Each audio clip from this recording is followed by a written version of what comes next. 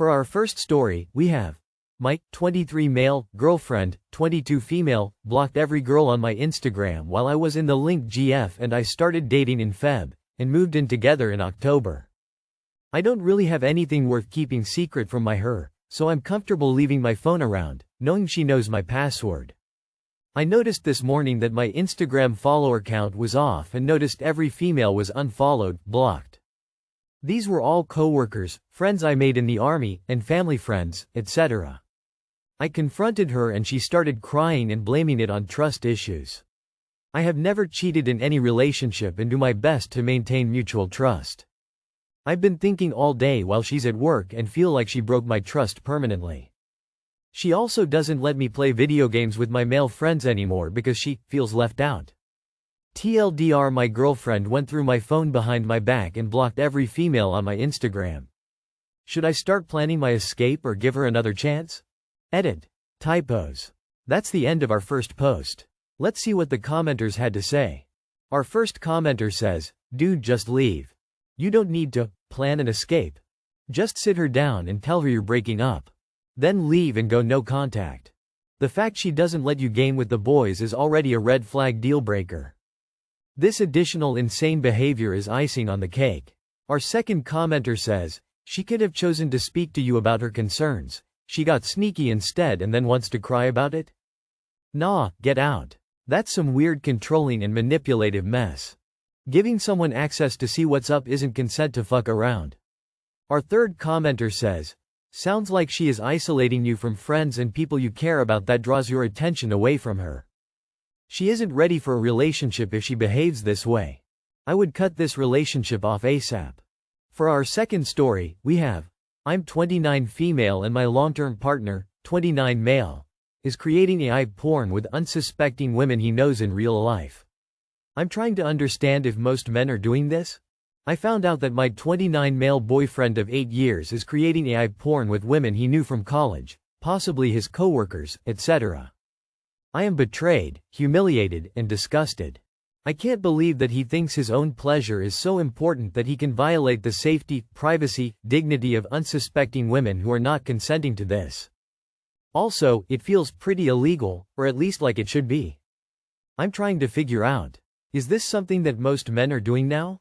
Do I just have to accept that this is what porn is now? I'm aware that I should walk away if it's something I'm not okay with.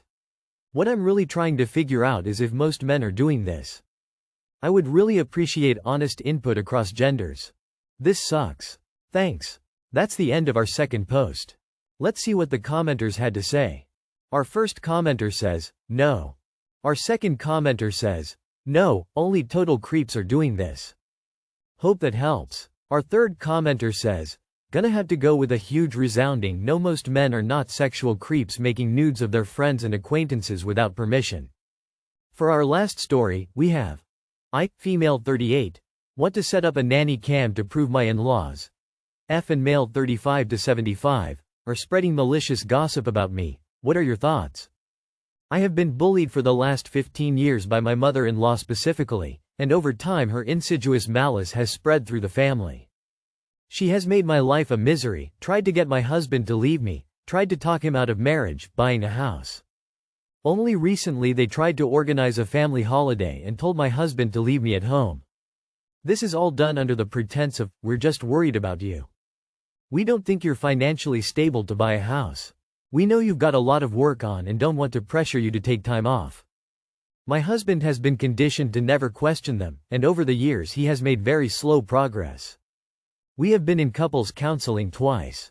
Recently, after an aunt told me she'd had psychic visions that I was holding on to so much negativity I was alienating myself, I finally ran out of patience and told my husband that I didn't want to spend any more of my life around these people who call themselves family.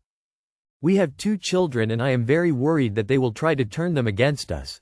They have already tried several times by implying that we value money and our business over family. So I have a plan. I never leave my in-laws alone in my home as I have evidence of mother-in-law snooping in my bedroom. I set a trap once by putting a clothes dryer directly behind my door, which would get knocked over if the door was opened. Sure enough, it happened.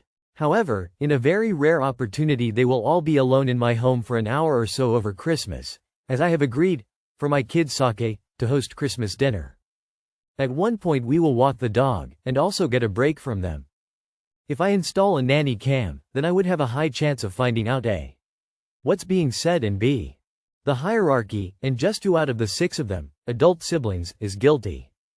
I could either get a spy cam, hide it in the smoke alarm, or a nanny cam. We can say we have a dog walker and it's for insurance reasons, or I could just leave the voice recorder on my phone when we go for a walk. I know in reading this some of you will have a low opinion of me. 2 years ago I had a nervous breakdown over the situation. You can't imagine how it feels to be hated by a group of people when you've done nothing wrong, and feel isolated in your own home. That's the end of our last post. Let's see what the commenters had to say. Our first commenter says, "You don't have an in-law problem. You have a soggy noodle of a husband problem." Our second commenter says, "Stop wasting time trying to catch them in the act. Your husband has watched you suffer for 15 years, been to couples counseling twice, and still can't protect you from his family's abuse. The problem isn't proving their behavior, it's that you're allowing these people to remain in your life. Cancel Christmas dinner. Take your kids somewhere else. Show your children that it's okay to cut off toxic family members. Your mental health matters more than maintaining appearances. You had a nervous breakdown because of these people, and you're still hosting Christmas dinner? Wake up. They're not going to change, and secret recordings won't fix this. Your mother-in-law has spent 15 years trying to destroy your marriage, and your husband has let her. This isn't about gathering evidence, it's about finally accepting that these people are poison and removing them from your life entirely." Our third commenter says, "Save the cost of the nanny cam and use it to pay for a retainer. Life is too short to spend it trying to fight a bully by secretly recording them in the hopes it'll be enough to finally convince your husband to stand up to his dad's wife. It won't matter even if you do have video proof." That's all for today. If you enjoyed, please leave a like and subscribe. Thank you, and have a wonderful day.